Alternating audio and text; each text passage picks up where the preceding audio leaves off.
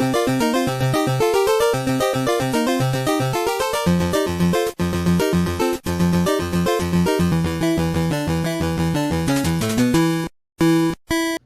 and welcome back to the Pit and Paddock Race Show with Dan and Rand. We've had a massive weekend in motorsports, starting off with NASCAR at Talladega. In the Xfinity Series... Woohoo! Talladega. Don't they do that in... You ain't first or last. Talladega Nights? Do they do that? Okay. I think so. They do a lot of stuff in there. Xfinity Series, Jesse Love got his first win. That sounds like a stripper's name. Either that or his grandfather runs a bunch of gas stations. In the Cup Series, Tyler Reddick got the win. And finally, Michael Jordan has won something important. It was a pretty spectacular last lap. McDowell had the lead there coming to the end. He swerved to block Brad Keselowski a couple times, actually. That was a pretty heavy swerve. That he did make some violent swerves. That's what you got to do to win. That was like Formula One car level swerving. I'm surprised the stewards weren't involved. So swipes high, swipes low. A lot more swiping. Finally, Brad K got into him because he's not going to lift. And then Reddick sneaks by all of them. Massive crash ensues behind. And Corey LaJoie decides to finish the race in 18th on the side of his car. Everyone's okay. Well, mostly. No big injuries. No huge injuries. I mean, it's NASCAR, so. Not too bad. Jones, I noticed they said is out next week with the cracked vertebrae. That was the only big injury there. Fractured vertebrae. I'm like, come on. Dude, I got 2 cracked vertebrae from a motorcycle crash, and I'm out snowboarding. So don't be a pansy. Get back in that car. Walk it off. I'm sure walk it off. I'm sure there's a line of young guys that would take your ride in a heartbeat. I think it jinxed the race after Hamlin decided to do donuts exiting the pits there.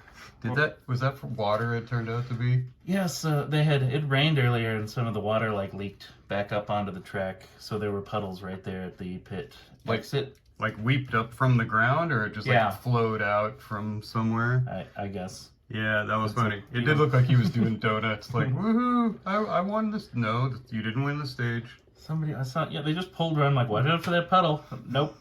Oh. He wasn't the only one too. Some other people got loose in the water coming into the pits. Aren't you slowed down when you come into the pits? How do you? Those slick tires don't do well there.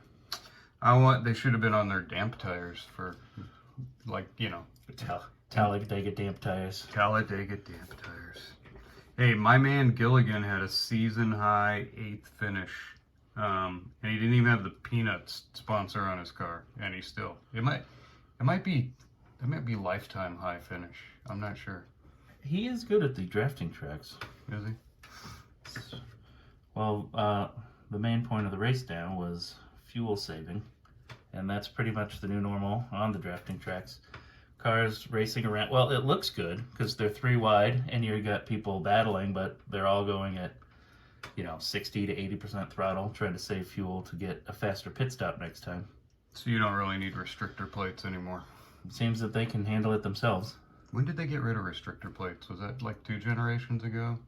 They did the last one and they replaced it with a tapered spacer. And I am not technical enough to give you the difference on that. We need Sam. Sam could figure that one out. I don't know anything. This car's 40 years old. How am I supposed to know about it? At least we have bump drafting. You know what? For all the non-NASCAR listeners out there, can you explain the bump draft? Because if you don't know what it is, it sounds like the way to buy your way out of Ukrainian military service. Bump draft, it's pretty much you just run into the back of the guy in front of you. It's frowned upon to do it in the turns or that front stretch at Talladega because it's like a slight turn, bent a little bit. It'll get you moving quick, but if you line it up wrong, you're in for a disaster. So you do it to your teammate mostly, and you kind of pushes both of you forward? Yeah, it's a lot. It kind of pushes your momentum into him, and it brings both of you forward. It's a lot faster way to to move up. But if you get it wrong, hit them on the corner or a little off center, it's going to be a mess. And it doesn't work in Formula One. You could try it, but you're going to go flying, I think, if you get those back tires caught with the wing. Maybe they should try it. They do, F1 does do a qualifying where they'll draft or slip. They call it slipstream. Like one guy will get out there and go just slightly slower so his teammate can come up behind him and get a little speed out of the slipstream and get an extra tenth of a second. Oh, Monza, where they do yeah, I think that's Monza. They do it at Monza. There used to be a few tracks, but maybe just Monza now. I mean, I don't know. China might have not have been a bad idea. They have a pretty big straightaway. Well, what looked to be a great day for Toyota ended up being terrible when they decided to crash each other out. Eric Jones, I guess, got the worst of it, who is going to be sitting next weekend. Oh, Mr. Cracked Vertebrae, Pansy, get out there and quit whining. Yep. Didn't quite hurt Tyler Reddick, though. He seemed to get through it just fine. Yeah, the younger you are. Yeah, it was almost a great day for Ford, because Ford has not had a great day, but they did finish 2-3. If not for the crash, they were on to win, but they ended up 2-3, and so my question is, does this mean Ford's a threat on super speedways? I think they're actually the best on super speedways, but they just can't get it together at the end. Is it the aero package, or is it the Ford motor? Their aero package is best on super speedways. McDowell, I think, led the most or towards the most laps. And my man Gilligan, Yeah. He's got a Ford. It's based on a Mustang, but what do they call it? Oh, the Dark Horse. Yeah. It sounds cooler than Mustang. Yeah. Yeah, it does sound cooler than Mustang. Yeah, see? Oh well, maybe next super speedway Ford will figure it out. I hope so. Got a bit of a nitpick, speaking of Talladega, here, which is Fox's coverage. I'm actually sitting on Sunday watching the race live, which I usually don't do because I don't like commercials, and it seems like Fox is skipping to a commercial about, I don't know, every 7 laps. And then towards the end of the second stage, they go to a full screen commercial with six laps left. Oh. Come on, guys, what are you doing here? In the booth, I mean, Mike Joy's excellent, but he's getting a little old. He's still probably the best part of it. Clint Boyer sounds like he's trying to be the good old boy all the time, and it kind of dumbs down the broadcast. He's dismissive of technical talk. He's just like, nah, just give me the car and I'll drive it, it seems like. Is he the one that looks angry all the time? Yeah. Okay. And, I feel like he says something hot rod or talking about beer every 10 seconds, cutting everyone off. Kevin Harvick's new, and he's good, and I think he's got a pretty good future. But the three of them, their chemistry seems to be a little bit off. I can't quite put my finger on it there. What they're really missing is the crew chief, Larry Mack, who they've got shoved all the way back in Charlotte from the remote broadcast. Oh, like Sam. Like Sam. And that was my next point, is like, he's got great knowledge and intelligence, can tell you everything about the car and what the car's doing, just like Sam. But instead, Fox keeps him, back in Charlotte. And he's like describing things like tire wear, like using a cheese grater on a tire. That seems beneath him. The perfect trio still had to be Speed TV with Bob Varsha, or was it Dave Varsha?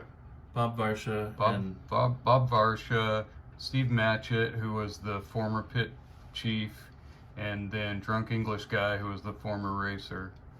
And Varsha was like the professional commentator. Like, that was a beautiful trio. I've never seen anything as good.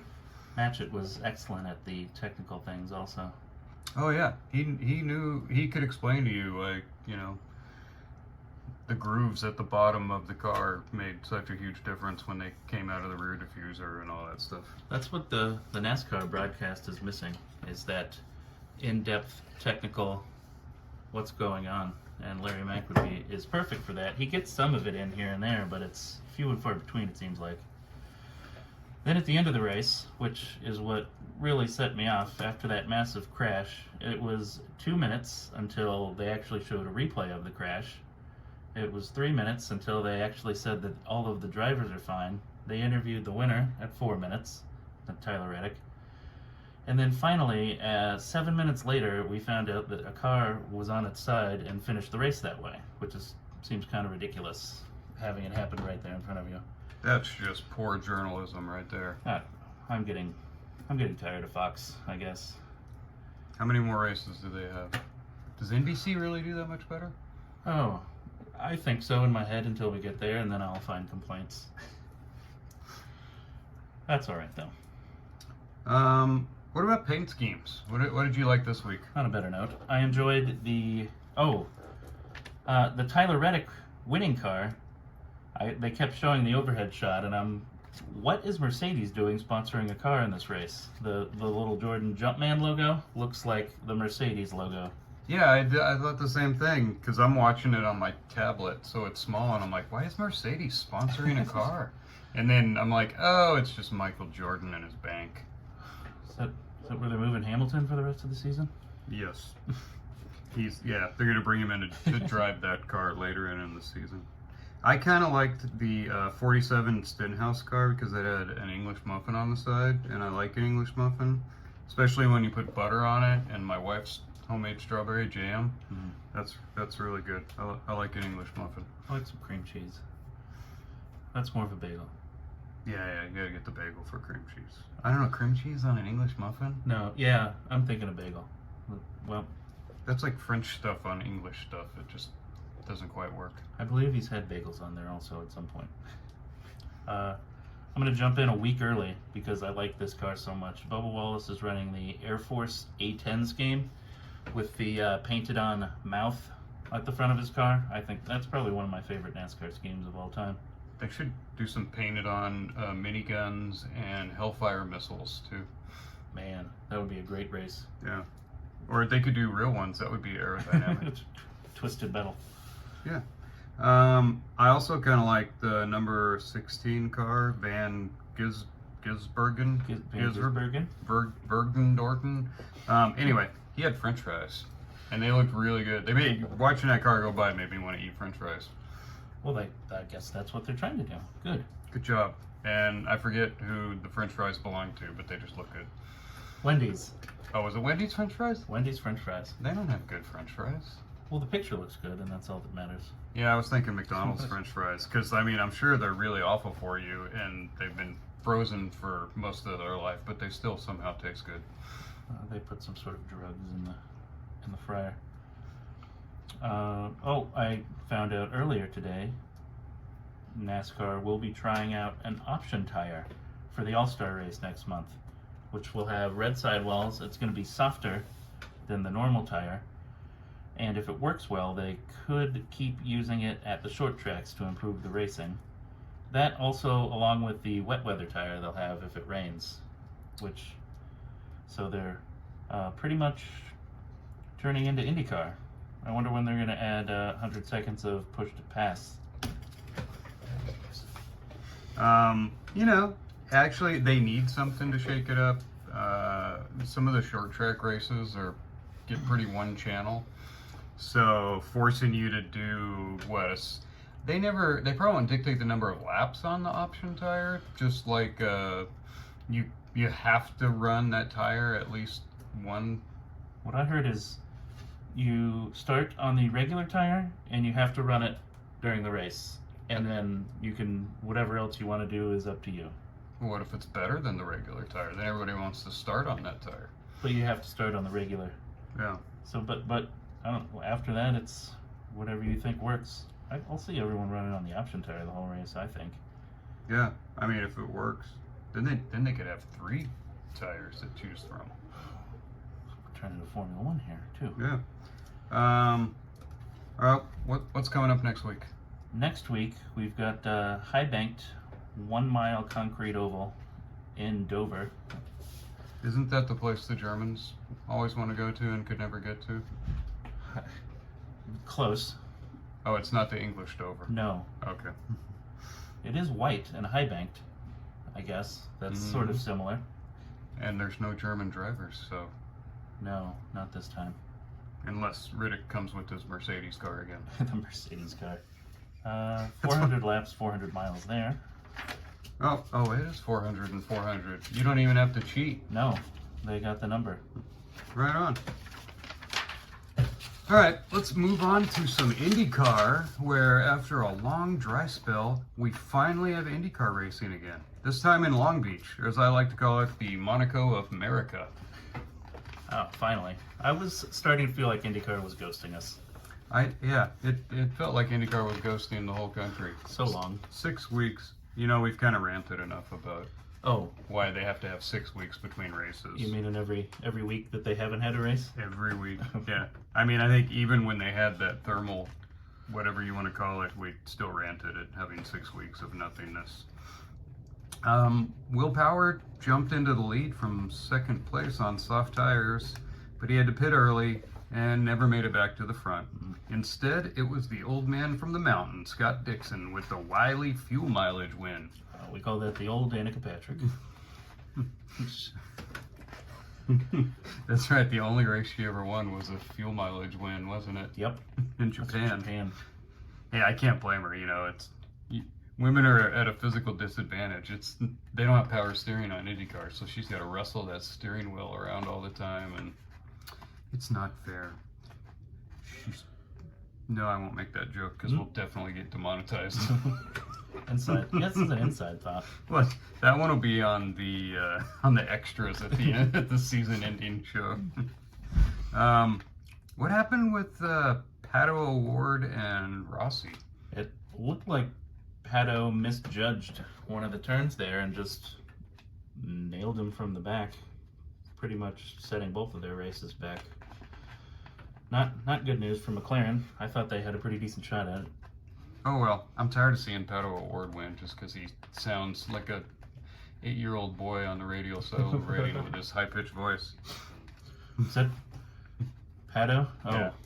Palou does too, doesn't he? Is that Palou? Oh yeah, that's right. It's Caillou I'm thinking of. Oh, that's right. That's right. I don't remember what Pato sounds like, except that he's Mexican and he has an Irish name. Yes, that's fine.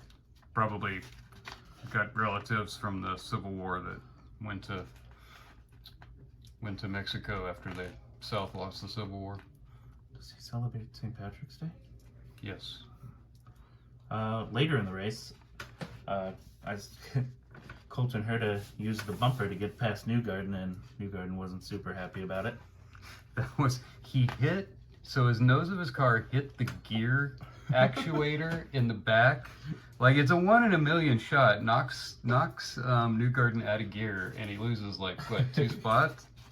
I thought at least it was interesting. I was hoping to see Herta do another chrome horn pass on Dixon, but he couldn't catch him. He was too quick. They even, the radio to Herta's like, use all the push to pass you want, you got plenty of fuel, and he still couldn't catch Dixon. Use that front wing.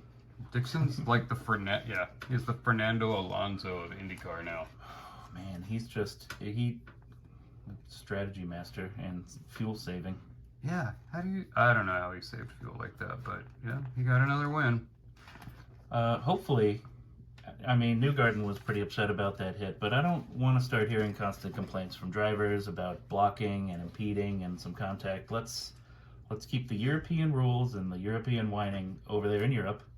This is IndyCar, where rubbing is racing. Well, maybe not rubbing is racing, but you should be able to get a little more contact without getting a penalty for it. Rubbing is only frowned upon in America, but you can still do it as long as you don't crash. Yeah, we don't want a 12-member steward team that spends 3 hours reviewing the end of the race to make sure it's official.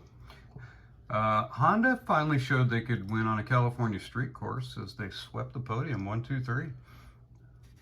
Pretty good run for them. I didn't really expect it, but yeah, good for them. They've done good on every street course except Long Beach. That was the one that eluded them.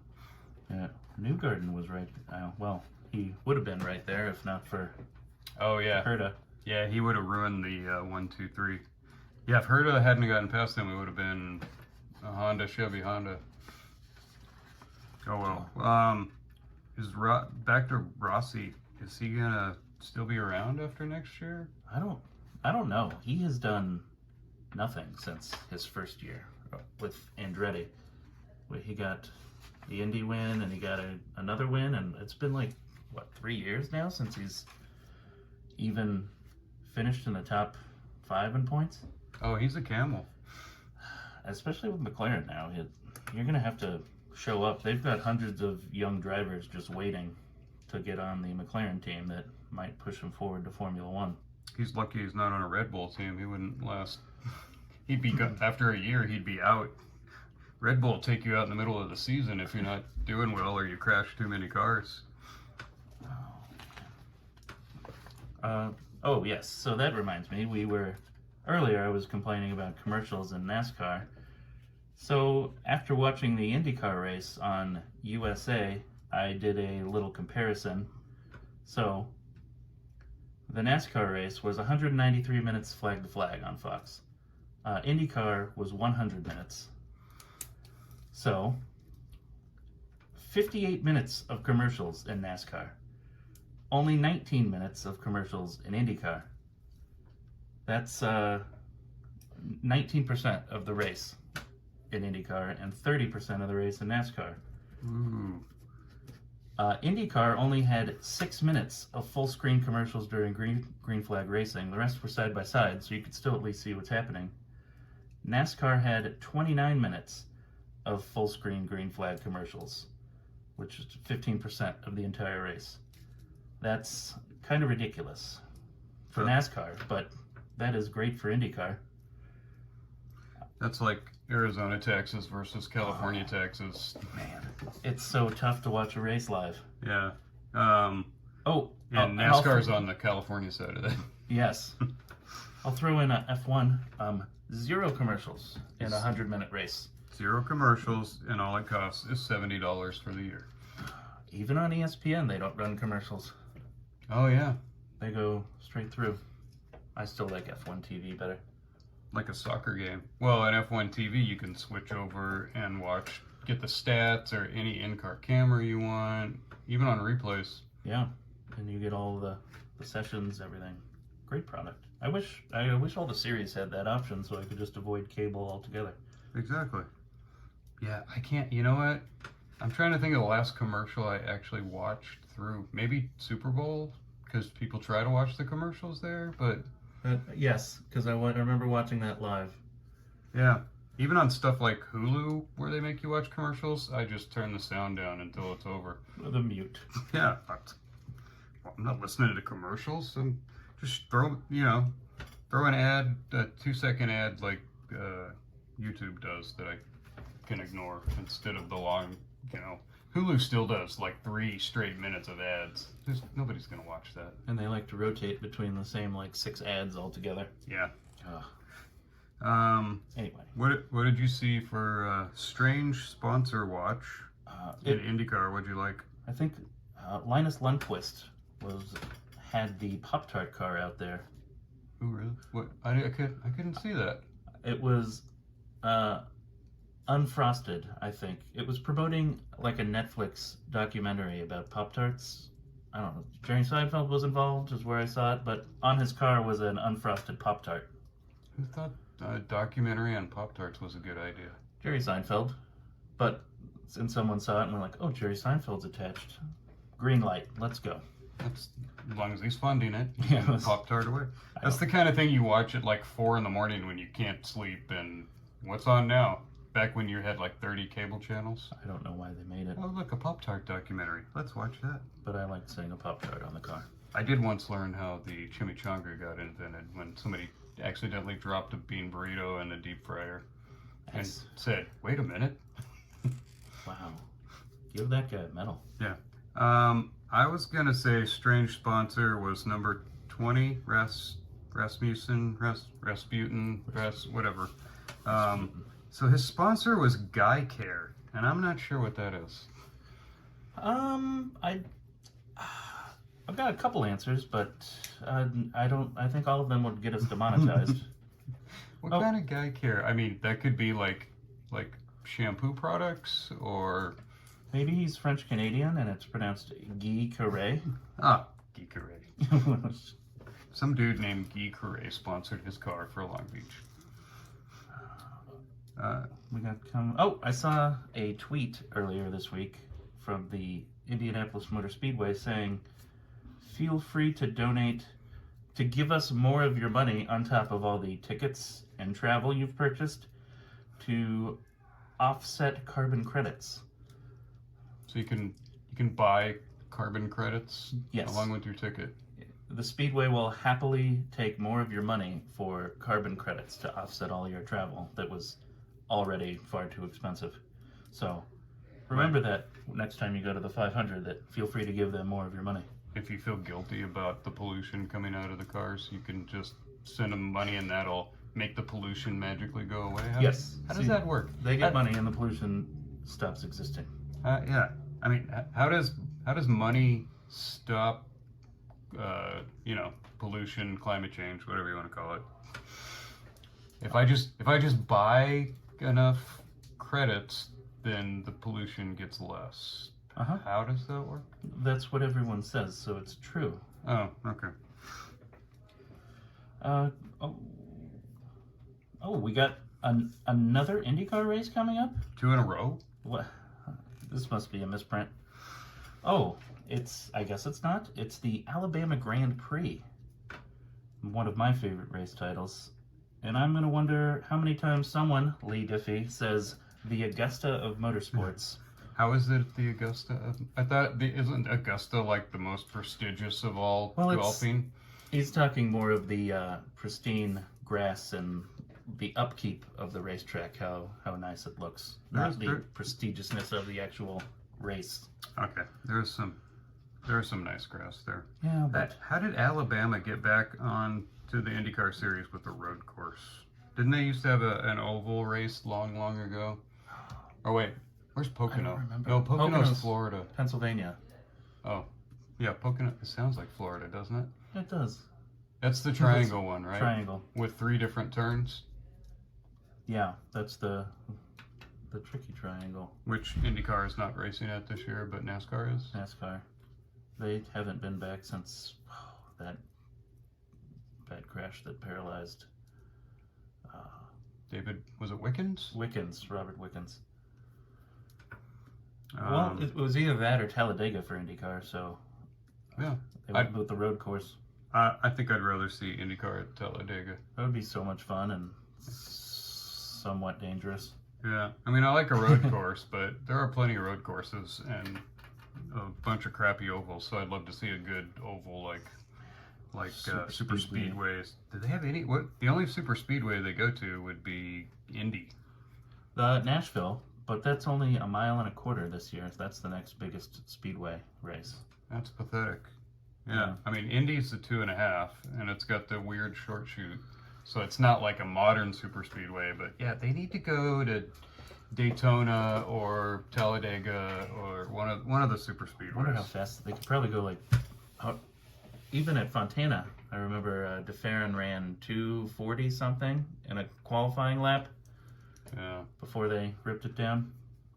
I went to Fontucky before they tore it down to see. I think that was back when Danica Patrick was still in the series.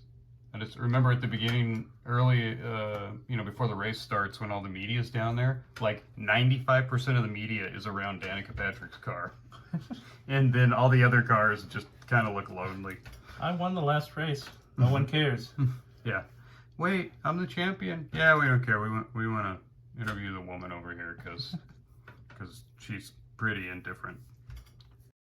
Okay, on to F1, where the fans got shanghaied as Red Bull's Verstappen cruises to another boring win at the Chinese GP. Yeah, it was only the safety car that kept viewers from falling asleep in that race. So it was actually an entertaining Max-dominated race. Yeah, how many safety cars? They have 2 safety cars? I think so. Yeah.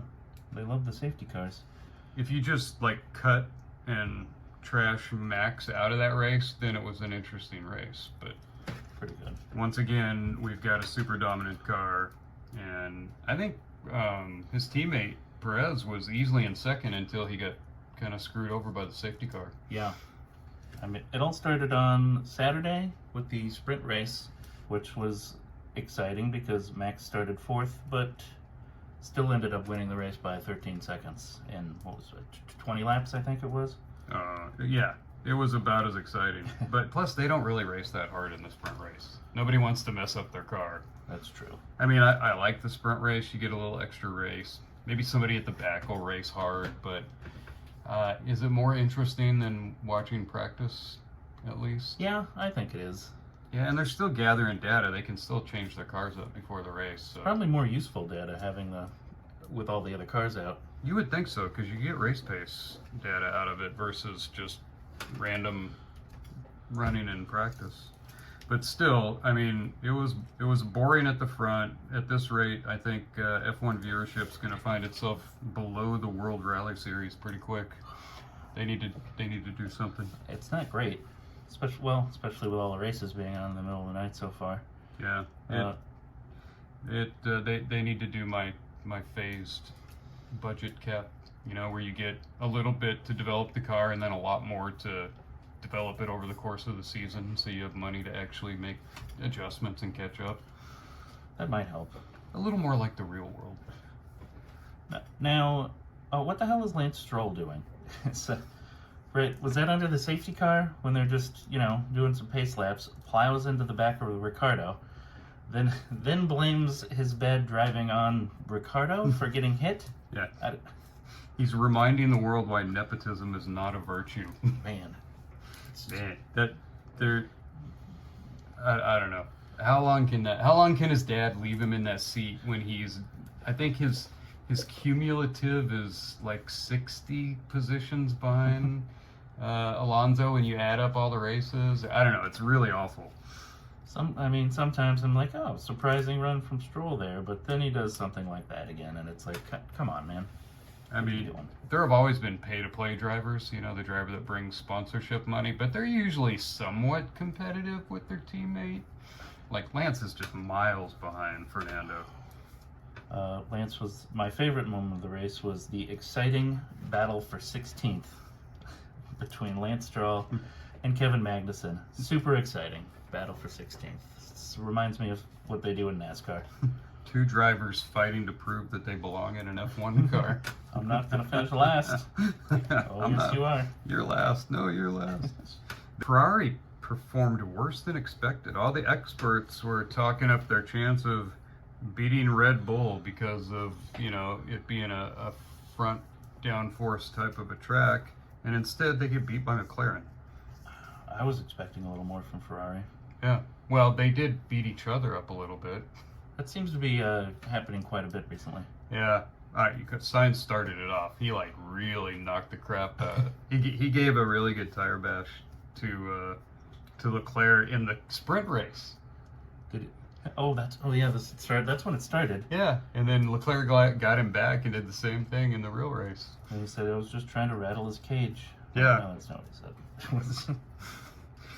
Wasn't that Dale Earnhardt? That was Dale Earnhardt's quote. I'm just trying to rattle his cage a little. Quit being such a pansy. Go back to the hospital. And then Max wins by a long shot. Yeah. So, post-race, would it be faster to list the drivers that didn't get a penalty, or who actually lost a position because of their post-race penalty? Everyone, 10-second penalty. Positions stay the same. I don't know. There was so many that were calling out right there. Oh, so Ricardo, who's becoming, we're going to name him Dan the Unlucky. Man. He overtook the safety car. Yes.